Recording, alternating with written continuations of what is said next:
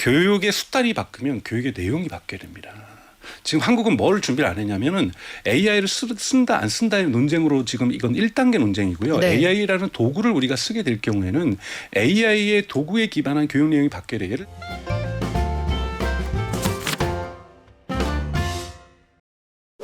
인공지능이 신입사원들 일자리를 빼앗아 간다 이런 얘기도 있고 공무원 10사람이 할 일을 AI 혼자 한다 이런 얘기도 있는 시대지만 그럼에도 불구하고 우리 수험생들은 정말 수능 보기 위해서 열심히 달려왔거든요.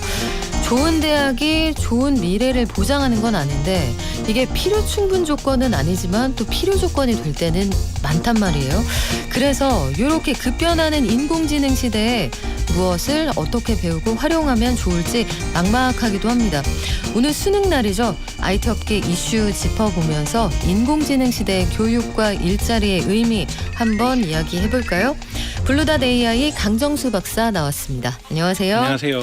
박사님, 지금 수험생들은 사실은 우리 선배님들이 가신 좋은 학교, 소위 커트라인 높은 학교 가고 싶어서 열심히 풀고 있을 텐데 수능날 이런 소식 들으시면 좀 속상해 이러실지 모르겠지만 서울대학교, 고려대학교, 연세대학교, 대학가의 인공지능 커닝 논란이 뜨거워요.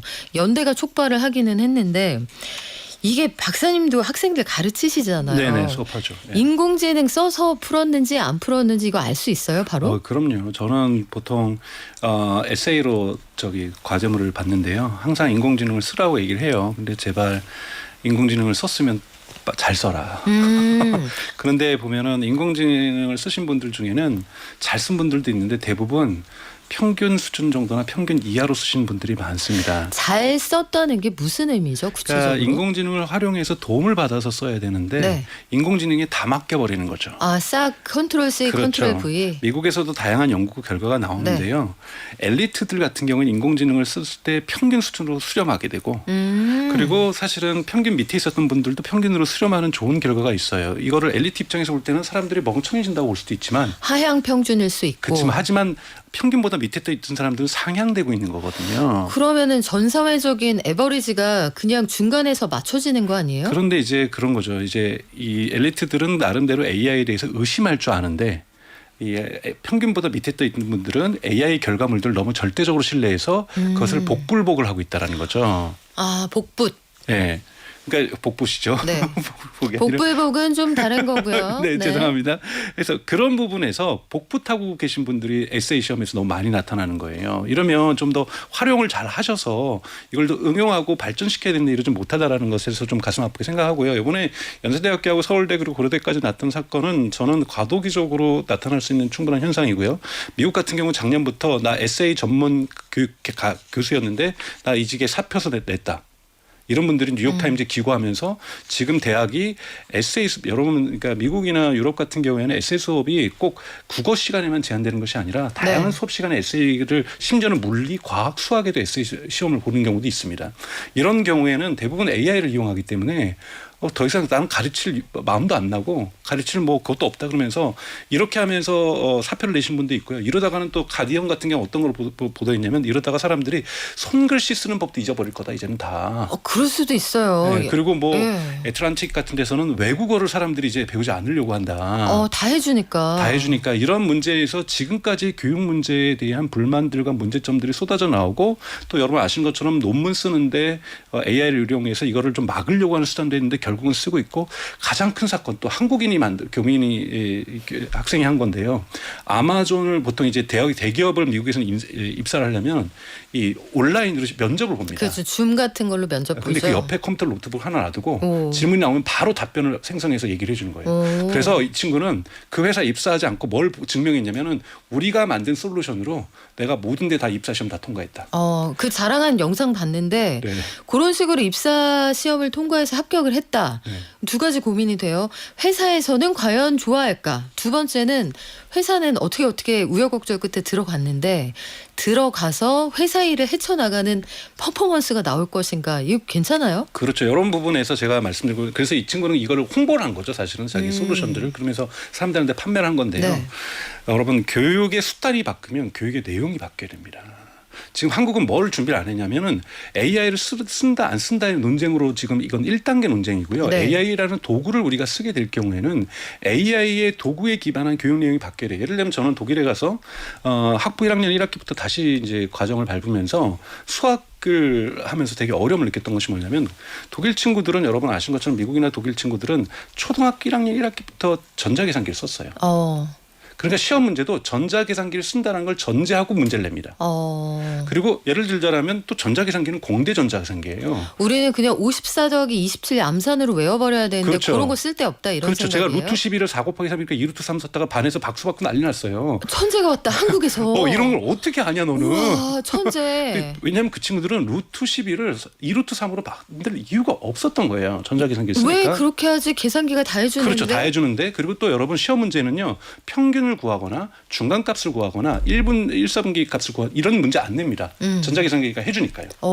그거 우리나라 중고등학교에서 다 내는 문제인데. 그렇죠. 그러니까 네. 여러분 전자계산기가 해주는 도구를 그러니까 고정값으로 가져올 경우에는 전자계산기가 할 수 있는 것 이상의 수학 문제를 내야 되는 거죠. 그래서 독일 친구나 미국 친구가 수학을 잘한다, 한국 사람들이 수학을 잘한다 못한다가 아니라 다른 수학을 하는 겁니다. 이거 갖다 어디다 써가 중요하구나. 그렇죠. 그러면 AI를 네. 우리가 활용해서 시험을 볼 수 있거나 또는 활용을 해서 공부를 했다라면 AI를 활용한 시험 문제를 내야 되는 거고요. 그리고 AI가 활용된다고 한다면 교육의 내용이 완전히 바뀌어야 되는 거예요. 주판 쓰던 교육과 암기하던 교육과 전자계산기 쓰던 교육과 AI를 쓰는 교육이 어떻게 같을 수가 있습니까? 아니 제가 그래서 진짜 궁금했던 게 뭐냐면 연세대학교 이게 한 600명이 듣는 비대면 수업에서 챗 GPT로 컨닝했다. 그래서 이번 모든 사건이 촉발이 된 건데 이 수업 이름이 자연어 처리와 챗 GPT라는 교양 수업이에요. 챗 GPT 배우는 수업에서 챗 GPT 쓰면 왜 컨닝일까? 이것도 사실 고민 좀 되거든요. 저는 뭐 죄송한 부분인데 그 부분의 교육 담당자분들을 제가 비난하려는 건 아닌데요. 네.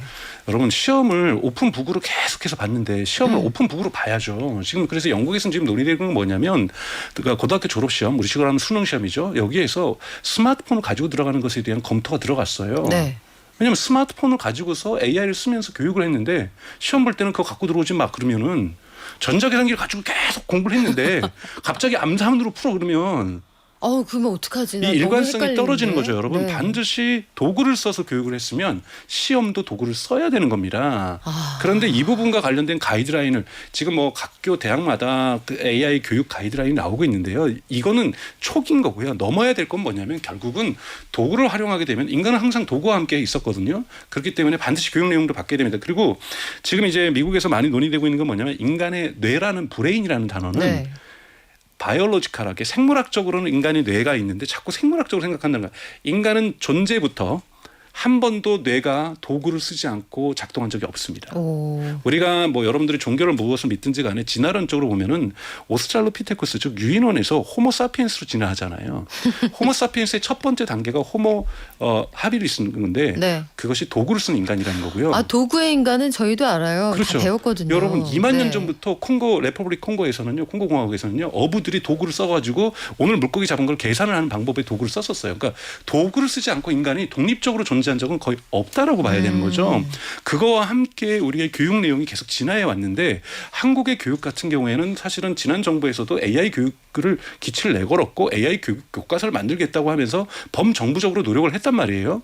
그런데 시험과 관련해서는 AI를 어떻게 활용할 것인가에 대한 가이드라인을 안 만들고 있다는 것은 대학교나 지금 교육부가 게으르다는 것밖에 저는 안 된다는 거예요. 그게 솔직히 얘기하면 그런 것 같아요. 형님들이 이거를 어떻게 활용하는지를 아직을 잘 모르시니까 이거 어떻게 활용해야 되는지 잘 모르겠는데 이거 쓰면은 베낀 거 아니야? 이런 느낌이 드니까. 네. 하지만 그러면 출제자부터 학습이 돼 있어야겠네요. 그렇죠. 그러니까 네. 지금 학생들만 아니 계속 수업 시간 내에서는 챗GPT에 대한 강의를 했으면 어떻게 챗GPT를 안 써요.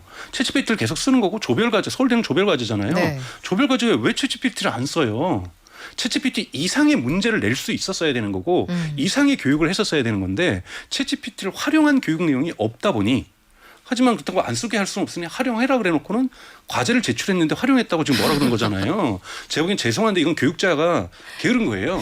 이게 아마 의견이 갈릴 수 있어요. 이게 활용하지 말라고 해서 활용 안 했던 학생들도 분명히 있기 때문에 아마 그게 규정상 어긋난다 이렇게 원칙으로 따지면 이게 불공평하다 이렇게 될 수 있고 말씀하신 것처럼 챗 GPT가 강의명이 들어있는데 강의에서 가르친 대로 했는데 이거 가지고 0점 처리 혹은 자수 안 하면 정학 이게 맞나 의견이 굉장히 팽팽합니다. 이런 거와 관련해서도 사실 논쟁이 해외에는 없는 것이 아니라 미국 같은 경우하고 유럽 같은 경우에 1970년대 후반과 80년대 초 나라마다 다르지만요. 네. 전미 수학 교육자들이 모여가지고 투표를 합니다. 전자계산기를 도입할 건지 말 건지. 그때 관련돼서 엄청나게 싸웠고요. 그리고 논문들도 각종 찬반 여론들의 논문들이 이것이 학생들에게 좋다 나쁘다 하면서 막 쏟아져 나와요. 그리고 이게 역사적인 모멘텀이군요. 그렇죠. 지금. 그런데 근소한 표차로 그 전자계산기 도입이 이깁니다. 그리고 나서도요. 비판하는 사람들은 그것들 하면 아이들의 학생들의 수학적 두뇌가 퇴화하고 있다. 이걸 증명하는 논문들도 쏟아져요. 그래서 앞으로도 이 논쟁은 거칠게 이루어질 거다. 그래서 하루 이틀 만에 또는 한 해 만에 결정될 거는 아니다라는 말씀을 좀 드리고 싶습니다. 자, 여러분 생각은 어떠십니까? 찬반의 의견이 아직까지 갈리는 상황이고 이게 그런 생각도 들어요. 공대에서 공학 수학 풀 때 계산기 없으면 불가능하잖아요. 근데 그게 아무도 없는 상황에서 내가 내 능력으로 풀어야지 하면은 이거 자체가 아니라 요거 가지고 뭘 만들려고 우리가 수학을 배우는 건데 이게 맞나? 이럴 수도 있고 아니 그럼 계산기 잘 쓰는 애만 유리한 거 아니야? 엄청 좋은 계산기 슈퍼 계산기 있는 애만 유리한 거 아니야? 이런 주장도 있을 수가 있는데 하여튼 요게 역사적인 모멘텀이라는 생각이 드네요. 나중에 아마 신문에 야 우리 그때 그런 거 가지고 맞습니다. 논란이 있었다 이런 얘기 할 것 같기도 해요. 근데 그러면 결국은 앞으로의 세상, 직업, 교육의 방식, 정의가 달라질 것 같은데 아니 며칠 전에 중국의 전기차 회사 샤오펑에서 차세대 휴머노이드 로봇 아이언 이 2세대 모델을 공개했는데 저도 영상을 보고 깜짝 놀랐죠. 아니 발바닥이 너무 자연스러워요. 평발이 네. 아니고 네. 아치가 정확히 있는 사람처럼 걷더라고요. 네. 이제 세상이 많이 바뀌었어요. 그렇죠. 아무래도 옵티머스 같은 경우에도 그 전에 있었던 영상을 한번 걸을 때 보면은 이건 로봇이구나. 우리 로봇 춤 추는 것처럼 걷잖아요. 그렇게 걸었고 다른 로봇들도 뭐 달리게 하고 권투하고 해도 저건 로봇이구나. 왜냐하면 이 부자연스러웠거든요. 근데 이번 거는 네. 누가 봐도 인간과 같고 또 일부러 또 인간스럽게 하려고 외부 피부에도 합성 피부를 붙인다든지 이렇게 해서 인간처럼 보이게 하고 또 여성을 또 선택해서 여성의 어떤 몸매의 윤곽을 보여주게 한다든지 이렇게 하면서 얼마나 로봇이 인간처럼 자연스러울 수 있는가를 이번에 보여줬던 것이 아이언2라고 볼 수가 있고 여기에 중국이 여기까지 왔는가 저 혹시 원격 조정하는 거 아닌가 이런 논쟁이 있었는데 또 테슬라도 이번에 11월 6일 날 있었던 주주총회 때 일론 머스크의 보상안이 가결되니까 일론 머스크가 나와서 저희 로봇과 함께 춤을 췄죠. 근데 춤추는 모습이 일론 머스크도 강조하지만 케이블 연결되어 있지 않다.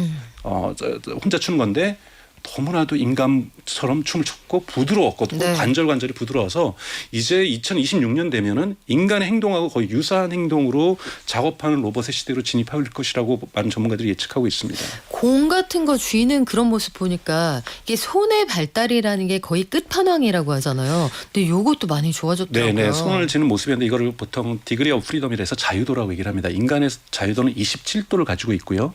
지금 테슬라가 옵티머스가 22도까지 가고 또는 23도까지 갔었는데 이번에 아이언2 샤오펑이 22도까지 간 거예요. 근데 이제 여기만으로 다 해결될 거라고 생각했는데 또 테슬라가 옵티머스를 연계하면서 또 밝혔던 건 뭐냐면 유연하게 했더니 손가락에 힘이 없다. 그래서 무거운 걸 들면은 발열이 생긴다. 공 가볍고요. 테슬라도 저기 다이너 클럽에서 보면은 팝콘 들고 있고요. 네. 쓰레받기도 되게 가벼운 거 들고 있고 여러분 그 보시면 계란 들고. 네, 계란 들고 맞아요. 이건 뭐냐면요. 유연해지는 대신에 아직은 힘이 약해지고 있는 거예요. 그래서 지금 테슬라 같은 경우 내년에 만들어진 건 힘도 강화시키겠다. 이게 악력이 아직 부족하구나. 그렇죠. 인간의 손이 여러분 정말 대단한 겁니다. 여러분 딱 잤을 때 감각이 있어서 무거운 거면 우리 힘 확 주고.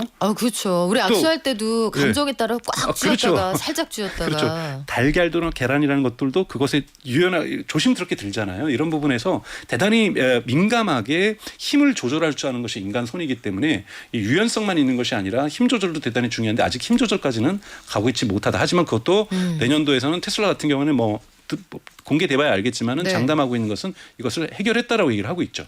지금 미국의 인공지능 로봇 기업들도 달려가고 있는데 원엑스 테크놀로지에서는 내년에 가정용 휴머노이드 로봇 네오를 출시한대요. 그러니까 월에 100만 원이 안 되는 돈에 70만. 네. 아버님 댁에 로봇 하나 놔드려야겠어요. 네. 요게 된다는 건데 그렇죠. 집에 와서 가사 도우미 해준다 이 말 아니에요. 그렇죠. 네. 그래서 가사 도우미를 궁극적으로 인간은 원하죠. 그러니까 공장에서 일해서 생산성이 좋아지는 것도 좋지만 누구나 예를 들면 인간이 과거부터 아주 나쁜 행동을 했던 게 하인을 뒀었잖아요. 노예를 두고. 그런 것처럼 근데 그것에 대한 그 로망은 다 가지고 있거든요. 그것을 비윤리적으로가 아니라 윤리적으로 해결할 수 있는 것은 로봇에게 시키는 거고 로봇이 집에 와서 청소를 해주고 설거지를 해주고 그리고 환자를 돌봐주고 그리고 노인들을 돌봐주는 이러한 궁극의 목적에서 휴머노이드가 가정으로 갈 경우 그래서 일론 머스크가 이번에도 11월 6일 얘기했던 것이 전 세계의 인구가 40억이면 집집마다 2대에서 3대를 평균적으로 놓게 될 것이다. 네. 그래서 80억, 90억 대의 로봇이 필요하다. 뭐 이렇게까지 얘기를 하고 있거든요. 그래서 궁극에서는 이런 부분 가고 있는 거고요. 아직까지는 한계가 많습니다. 뭐 원격 조정이라는 것도 있는데 스웨터를 접는데 2분이 걸리거든요. 그 네오가. 아 2분이요? 네. 아 너무 오래 걸리는데. 그래서 아직까지는 이 초기 단계라고 볼 수 있고요. 그래서 전문가들의 뭐 예측에 따르면 2030년 전후에야 의미 있는 집에서 정말로 차 끓여오고 설거지 이게 여러분 되게 어렵습니다. 집에서 뭐 식물에게 물 주는 것도 있지만 저거는 고양이를 키우는데 네. 고양이 때리면 큰일 나잖아요. 뭐 이런 부분들도 있는 거고. 고양이 절대 지켜. 네, 그렇죠. 그리고 만약에 스마트폰이 떨어졌어요. 그럼 저도 죽으려고 하는데 로봇도 죽으려고 하다 둘이 부닥쳐요. 그럼 머리 헤딩. 그러면 얼마나 아프겠습니까? 아야 하죠. 그렇죠. 큰일 그러면 나죠. 이런 네. 판단력도 가져야 되거든요. 그러니까 자기만 그것을 잘 줍는 것도 중요한 거지만 네. 상대방의 행동이 예측하지 못하게 나왔을 경우에 여기에 반응하면서 인간을 안 다치게 하는 것. 왜냐하면 공장 같은 경우는 여러분 규칙이 정해져 있어요. 네. 작업의 규칙이 정해져 있고 이걸 이탈하게 되면 공장에서 사고가 나는 거잖아요.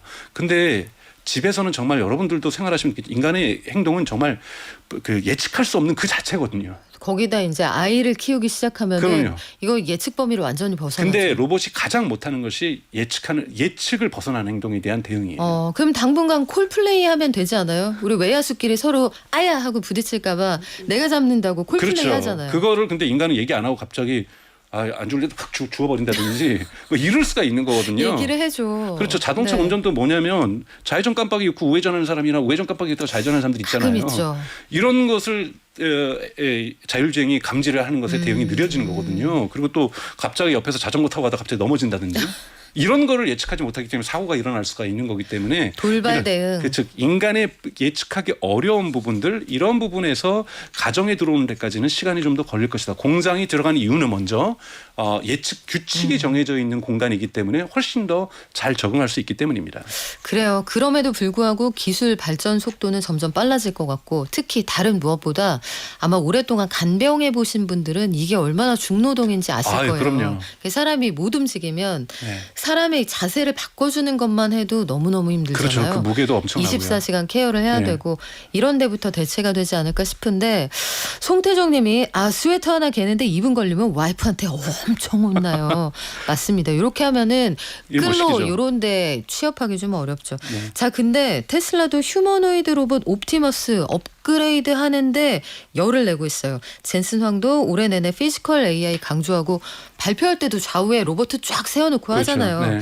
근데 우리도 2030년까지 민관 합동으로 로봇 보급에 힘쓰겠다고 했습니다. 관련 예산이 한 3조 원 되는데 이게 남들 비해서 넉넉한 것 같지는 않지만 우리도 상용화로 가고 있잖아요. 네. 국내 상용화 시점은 언제쯤으로 보세요? 국내 상용화 10조 예를 들면 레인보우 로보틱스 같은 경우는 아마 올해 말이나 내년 초 정도 되면은 시제품을 뭐 보여줄 거라고 봐요. 지금은 8만 발표한다든지 이렇게 하고 있잖아요. 그래서 속도를 내고 있습니다만 어려워진 게 뭐냐면 눈높이를 맞추는 거죠. 예를 들면은 아이언2는 막 사람처럼 걷고 있고 막 옵티머스 춤추고 있고 내년에는 더 뭐 손도 뭐 유연하기도 하고 힘도 세지는데 뭐 중국은 거기다가 막 구세춘 전선줄 막 오래됐고. 연결한 로봇 이렇게 보여줬다가 레인보우 로보틱스 오히려 주가 떨어지죠.